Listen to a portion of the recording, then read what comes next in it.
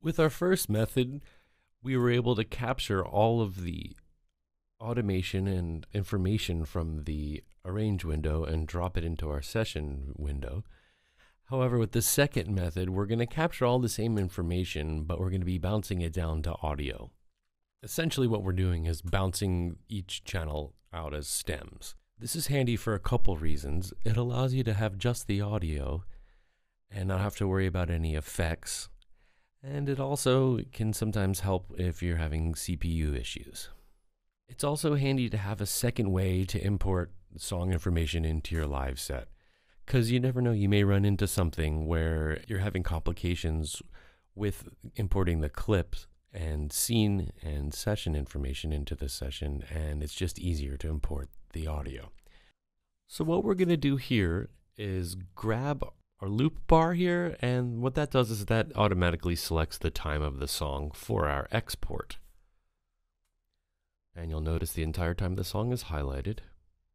And then we'll come up into our file tree, and we're going to select export audio/video.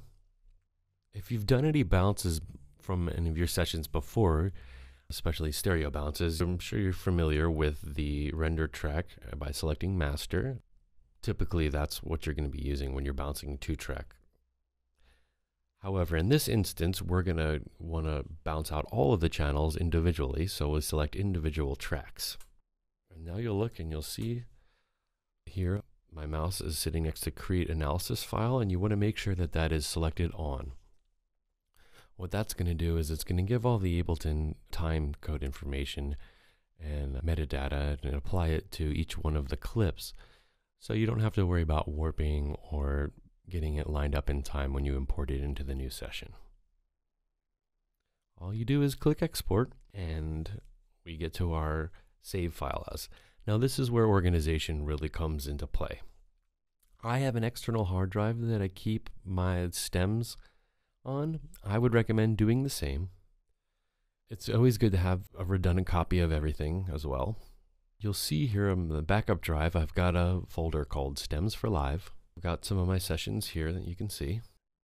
In this case, what I'm going to do, since I've already got a Stems for Live folder created, I'm just going to create a new folder within that folder and call it Breaker's Ball, which is the name of the song that I've got, and hit create.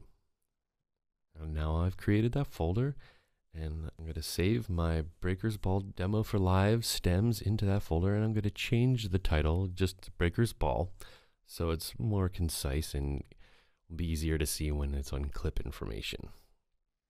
So the exporting process will take a little bit of time, because essentially you're bouncing each channel individually and all the clip information as well, so it takes a little bit of time. So now we've got our ground covered for this session. We've got both our bounce to new scene, and we've got stems bounced. So this is going to give us all we need to work with to create our new live set for this session. It's important to know that the bounces that I've just done contain all of the audio post effects.